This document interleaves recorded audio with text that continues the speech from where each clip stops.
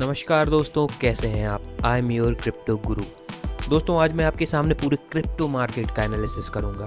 कैसे, कब और कहां तक मार्केट जा सकता है और अभी ये क्या सिचुएशन पैदा कर रहा है। दोस्तों, आज हम जानेंगे कि बिटकॉइन की परफॉर्मेंस क्या है, अभी तक क्या रही, और उसके बाद दो चार जो मेन चार्ट्स हैं जो क्रिप्टो मार्केट को भगाते हैं या फिर उसी जगह स्थिर रखते हैं, उन चीज़ों को हम देखेंगे, उन चार्ट्स को हम देखेंगे।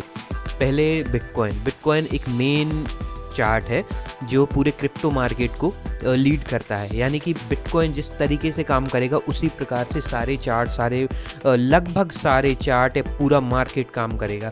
क्योंकि दोस्तों, बिटकॉइन की जो मार्केट कैप है वो लगभग 1 ट्रिलियन है और 3 ट्रिलियन पूरी क्रिप्टो मार्केट की पूरी मार्केट कैप है। तो अब हम चलिए देखते हैं बिटकॉइन। दोस्तों, बिटकॉइन क्या कर रहा है। बिटकॉइन यहाँ से लगभग 13 मार्च 2024 से एक करेक्शन पैटर्न बना रहा है। ठीक है, एक करेक्टिव फेज़ में चल रहा है। करेक्टिव फेज़ में चलने का कारण ये है कि एक ये 2021 का एक टॉप बनाया था इसने। ठीक है, जो 2021 का टॉप बनाया था उस रेंज के पास आ गया है। तो दोस्तों, क्या होता है कि अगर किसी प्रीवियस टॉप के आसपास कोई चार्ट आता है तो वो वहाँ पे प्रॉफिट बुकिंग चालू करता है। तो लोगों का मानना ये रहता है, ये लोगों की साइकोलॉजी पे निर्भर करता है दोस्तों। जैसे यहाँ से नीचे से देखिए, इस जगह से जैसे यहाँ से मार्केट गया, ऊपर गया, यहाँ से जिसने खरीदी की होगी वो ये चाहेगा कि एक जगह पर हम सेफ हो जाएं। तो वो लोग क्या करते हैं कि वो जो प्रीवियस टॉप होगा वहाँ पर अपनी प्रॉफिट बुकिंग चालू कर लेंगे। तो दोस्तों, प्रॉफिट बुकिंग चालू होगी।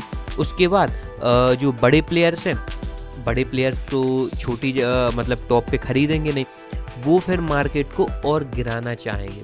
तो प्रॉफिट बुकिंग वो सेल करते हैं, बड़ी बड़ी क्वांटिटी सेल करेंगे। तो एक नेगेटिव पैटर्न बनना चालू हो जाएगा। नेगेटिव पैटर्न बनना जैसे ही चालू होगा दोस्तों, मार्केट करेक्टिव वे में आ जाएगा।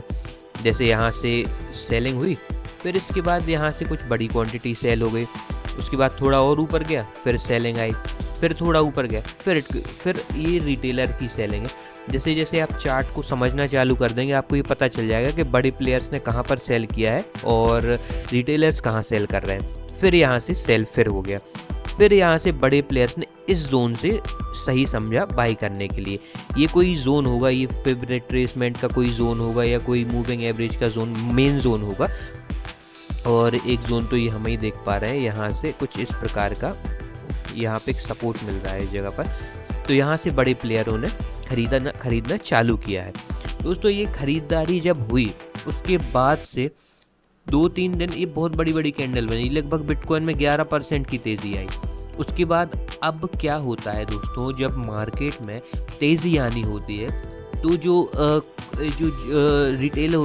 ऐसे रिटेलर होते हैं जो तुरंत खरीदते हैं और तुरंत बेचते हैं, उन्हें हड़बड़ाहट हो जाती है कि अब ये तो इतना ऊपर आ गया, अब ये नीचे ना चला जाए, तो वो बेच देते हैं। तो ऐसों की संख्या बहुत ज़्यादा होती है। तो ऐसे लोगों को निकाल दिया जाता है मार्केट से। और निकालने के लिए क्या किया जाता है, निकालने के लिए कुछ इस तरीके की सिचुएशन पैदा की जाती है।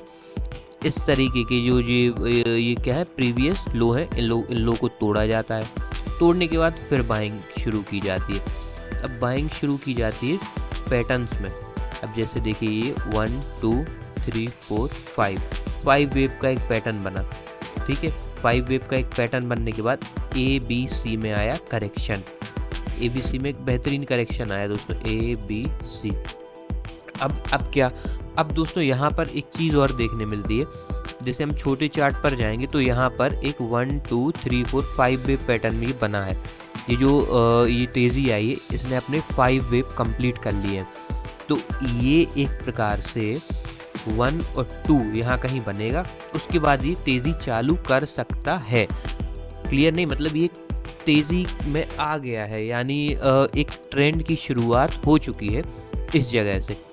ऐसा एक मानना है, ये बिल्कुल क्लियर नहीं है, ये मैं एक अनुमान बता रहा हूँ जिस प्रकार से मार्केट पैटर्न बना रहा है। ठीक है दोस्तों, तो अब एक जो इसका यहाँ से एक short term short term view अगर हम देखें तो ये 86,000 इसका हाई रहेगा, 74 जाएगा, थोड़ा सा कंसोलिडेट करके $86,000 तक जा सकता है अभी शॉर्ट टर्म में।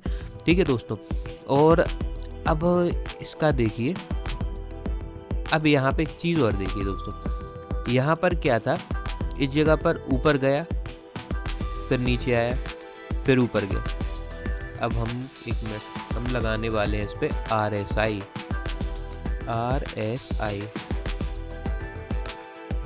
RSI इंडिकेटर को लगाएंगे, और एक और चाहिए हमें हमारा स्पेशल इंडिकेटर चाहिए। दोस्तों यहाँ पर देखिए RSI भी ऊपर अब लगभग ज़्यादा नीचे नहीं जा रहा है।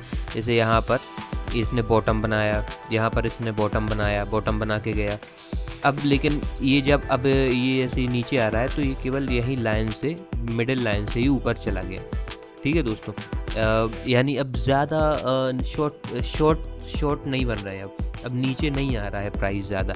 और हमारा जो ये स्पेशल इंडिकेटर है, स्पेशल इंडिकेटर के भी आसपास ये कई दिन रहा, यहाँ से लगभग 23 जून 2024 से अभी तक है। तो यहाँ से इसने इसके अंदर भी काफ़ी सर्वाइव किया। ये एक्यूमुलेशन डिस्ट्रीब्यूशन जोन है, यहाँ पर ज़्यादातर बिग प्लेयर्स बाई और सेल करते हैं। तो बिग प्लेयर्स ने स्वाभाविक है कि बाई ही किया होगा, तभी तो प्राइस ऊपर जाने के लिए तैयार हो रहा है।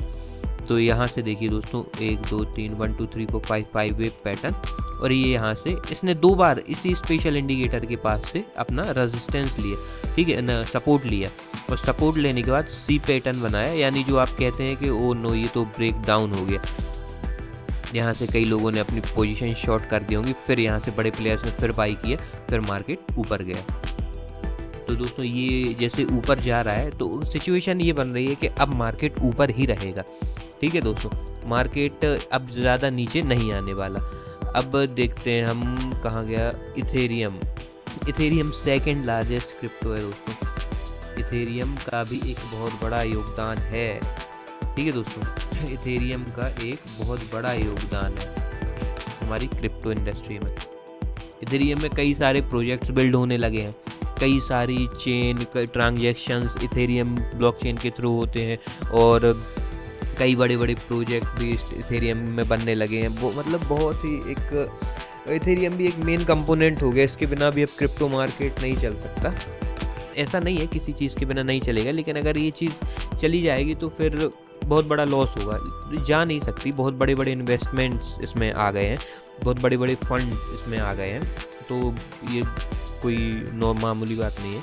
अब देखिए दोस्तों, ये रहा एक रेजिस्टेंस जोन। ठीक है, इसने अपना रेजिस्टेंस जोन अभी पार नहीं किया है, लेकिन तेज़ी, ये देखिए कितना 6.51% की कैंडल बनी है 14 अक्टूबर को। ठीक है, तो ये कैंडल दर्शाते हैं कि बड़ी बाइंग, बड़ा पैसा आया है मार्केट में, और बड़े लोगों ने चालू कर दिया है ट्रेड करना। जब दोस्तों क्या होता है, जब बिग प्लेयर्स होते हैं, जो बिग प्लेयर्स क्या करते हैं कि मार्केट को नीचे ले जाएंगे, अच्छी जगह खरीदेंगे। जैसे यहाँ पर एक अच्छी जगह खरीदी आई है, इस जगह करीब कितनी तारीख को, 5 अगस्त को, 5 अगस्त को एक बहुत ही शार्प सेलिंग आई थी जो रिटेलर्स ने की थी और बड़े प्लेयर्स ने बाई किया। तो यहाँ पर इनने बाई किया, देखिए, फिर इसके बाद 14% बड़ी ये कैंडल बनी। इसके बाद इसी रेंज में चल रही है इथेरियम, इसी रेंज में चल रहा है। और इथेरियम का भी एक अगर हम पास्ट देखें तो लगभग ये जगह है इथेरियम की भी। ये थोड़ी टॉप से थोड़ी नीचे ही कंसोलिडेट करने लगा है, ये टॉप से थोड़ी नीचे ही आ गया है, लेकिन कोई बात नहीं। ये तो बिटकॉइन जब आया नीचे तो इसे तो आना ही पड़ेगा, क्योंकि वो बॉस है, बिटकॉइन बॉस है क्रिप्टो मार्केट का। ठीक है दोस्तों, अब चलिए देखिए, इसमें भी एक व्यू बन रहा है, इसमें ABCD पैटर्न बना है। ये जैसे हम यहाँ पे देखते हैं,